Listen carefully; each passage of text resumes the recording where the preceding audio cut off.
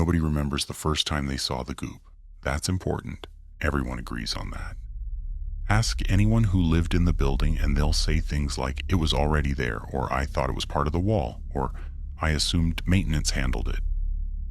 No one remembers a moment where it arrived. Only the moment when it was suddenly relevant. It appeared in places that were easy to ignore. A smear under a stairwell, a thumbprint behind a radiator, a thin glossy line seeping from the seam where the elevator wall met the floor. Dark, but not black. Wet, but not dripping. It had the consistency of toothpaste left out overnight. Soft, stubborn, faintly alive. Someone joked that it looked like melted licorice. Someone else said it reminded them of oil. A kid tried to poke it with a pencil and the pencil came back clean, like it had passed through fog. The goop did not react. The first rule of the goop is this: if you don't pay attention to it, it won't pay attention to you. This rule works. At first, people step around it, they avert their eyes, they complain to each other but never file reports. The super claims he never sees it. The super begins wearing gloves indoors. The goop spreads slowly, not like a spill, more like a decision. A little more here, a little less there. Always where it won't be noticed, until it already has been. It never smells bad. It never dries, it never reflects light the same way twice. Then one night, Mrs. Calderon in 3B dreams about it. She dreams she's standing in her kitchen, staring at the corner near the ceiling where the goop has crept into a hairline crack. In the dream, it pulses, gently, like it's breathing. She feels embarrassed, like she's caught it doing something private. In the dream, the goop speaks. Not with words, with expectation. "You're looking at me," it says without sound. Now we're having a conversation. Mrs. Calderon wakes up screaming. The next morning she apologizes to the hallway. She doesn't know why, she just keeps saying, "I'm sorry, I didn't mean to stare." By the end of the week, 3 more people have had dreams. The dreams are always personal. One man dreams the goop is wearing his face, stretched, thin and shiny, smiling too hard. A woman dreams it's filling her mouth, while politely asking questions about her childhood. A teenager dreams it's inside his phone, scrolling through him. The absurd part, the part people laugh about later nervously, is that the goop is never hostile in the dreams. It's curious. Why do you keep secrets? Why do you think you're separate? Why do you stop paying attention to things once they stop screaming? People stop laughing when they realize the dreams don't stop when you wake up. You can feel the goop listening.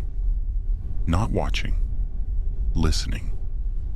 The second rule of the goop is this: do not describe it too precisely.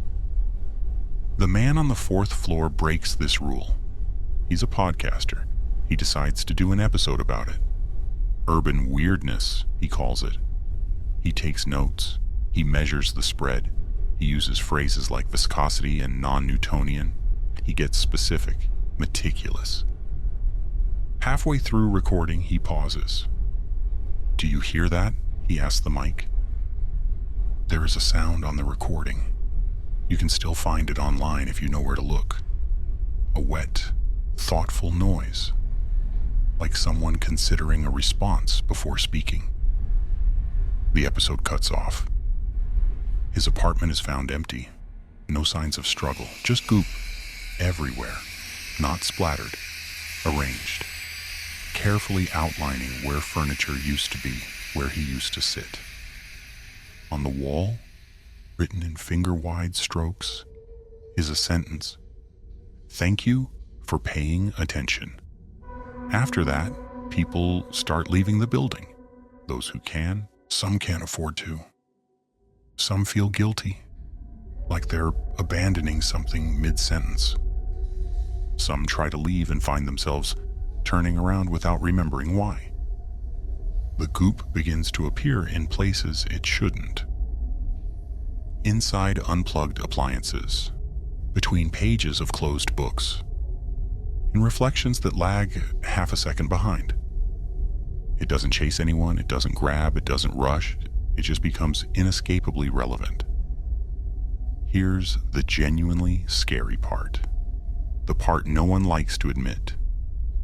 The goop is not dangerous because it consumes people.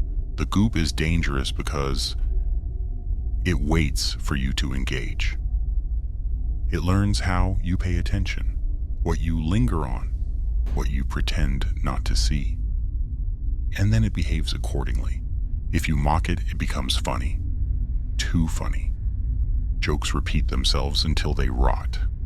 If you fear it, it becomes subtle, patient, a master of anticipation. If you try to study it, it becomes endless, a problem that keeps unfolding new layers forever.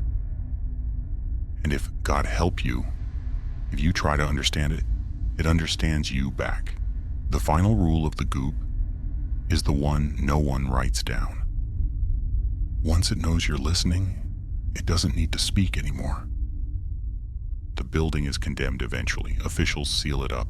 The reports are vague. Mold, structural issues, unspecified residue. But people nearby swear they still feel it. In the corner of their eye, in pauses between thoughts, in that strange urge to keep listening even when nothing is being said. Especially then, because sometimes late at night, when the room is quiet and your mind starts to wander, you might notice something. A thought that isn't quite yours, a curiosity that feels invited, a silence that feels attentive. And the worst part? The goop doesn't mind if you stop listening. It knows you'll come back.